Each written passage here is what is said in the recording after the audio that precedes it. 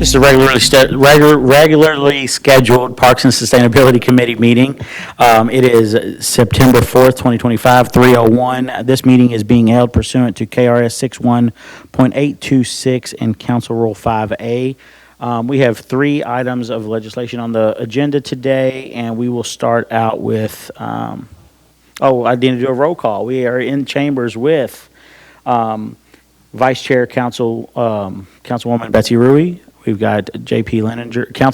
Leninger, sorry. Councilwoman in the chambers, Councilwoman Josie Raymond, and on virtual we have Councilwoman Marilyn Parker. Thank you, Cheryl, for keeping me on my toes here. So we have, let's see what this is. A resolution authorizing the mayor to accept up to $45,500 from Edwards Moving and Rigging Incorporated for the use of Riverview Park's lower parking lot and boat ramp to be administered by the Department of Parks and Recreations. Anybody here to speak on that? Motion on a second? In a second? Motion? Second. All right. Anybody here to speak on that? A little rusty today. Good afternoon. My name is Jason Canuel, the director at Louisville Parks and Recreation. The resolution that you have before you is for the mayor to accept money from the Edwards Moving and Rigging for the use of the lower parking lot at Riverview boat ramp. The project is actually an LG&E project, and they've got huge equipment that comes in on barges, and there's really nowhere else on the lower pool of the Ohio River to unload these giant barges with the equipment that's necessary. So we have worked out a deal with the Edwards Moving and Rigging for a lease payment, basically. It's like $3,500 a day that we're charging them anytime that boat ramp is shut down. So this resolution allows us to accept the money. We've been working with Councilman Joseph on what to do with the money. I think we have yet to have any identified capital projects to spend that money on, but that's something that we're going to work on once they're done with their project. Thanks. Sounds good. That sounds like a great way to add money to the kitty for District 12. So good for them and congrats. You need a boat ramp, sir? Yeah. So let's build a boat ramp everywhere and see if they can just loose it out. Councilman Leninger. Thank you, Mr. Chair. Are they already down there right now? They have unloaded 4 barges to date, and I think there's another 3 more that we're expecting. I don't have an exact date because the barges, the equipment has not traveled through the Panama Canal yet. Yeah, because I was down there for a kid's birthday party this past weekend and wasn't able to watch the U of L game. And I noticed the equipment down there, so I assume this would go retroactive to when they started using the facilities? It is. It's just anytime they're shutting the ramp down, we've allowed them to stage their equipment and stuff in the outside of the parking lot, so they're not effectively taking up any of the parking spaces. And will this have any sort of contingency on if there's damage to facilities that they're going to cover it? Correct, yeah, that's written into the contract that we have with them. We did pre-construction pictures of the asphalt and the boat ramp, and once the project is complete and they're done, we'll walk it again and make sure that there's nothing that's occurred. Sounds like you got it all covered. Thank you. Yep. Councilwoman Rui. Okay, thank you. Can you just go into more detail on what the project that LG&E is doing and what they're bringing in? I have got a link to a story that LG&E put out that details it. I don't know all the details, but they're upgrading their Mill Creek power generation plant. And the giant equipment, they're like 700,000 pounds each. They're huge, but I'll send you the link today. I'll send the entire committee the link that goes into detail exactly what their project is. Yeah, so a valid question then about damage if these pieces of equipment weigh that much. The potential to damage the road, damage the ramp, yeah. Correct. Heavy stuff. Thank you. Yes. Do we need all in favor? Or we do a roll call? A voice vote. This calls for a voice vote. All in favor say aye. Aye. Not in favor, say nay. And it seems like it passes. Thank you. Great. Thank you. Next legislation we have is A resolution R-101-25, a resolution authorizing the mayor to accept $89,500 from Trees Louisville for the landscape renovation of the Crescent Hill Library to be administered by Louisville Free Public Library. Anybody here to speak on that? Motion?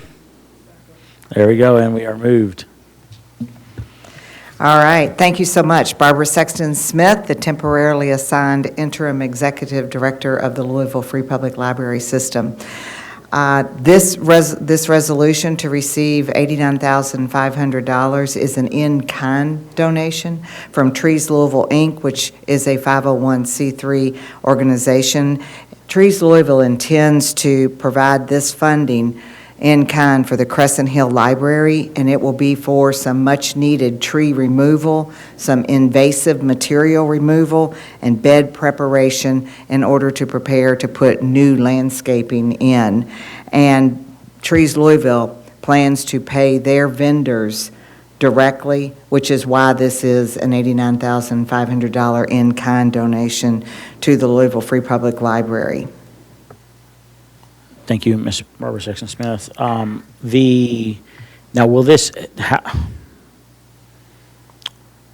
go through the Friends of the Library Foundation, or how does that go? How does that work exactly? Actually, this will go, the resolution will be passed by the city, and then this will not go through the Friends of the Library, because each of the Friends of the Library locations has their own 501c3 that they operate with their own financial accounts that are set up. This will be done with the Library Foundation, and then, as I said, no funding will transfer into the foundation or into Louisville Metro government because it is in kind.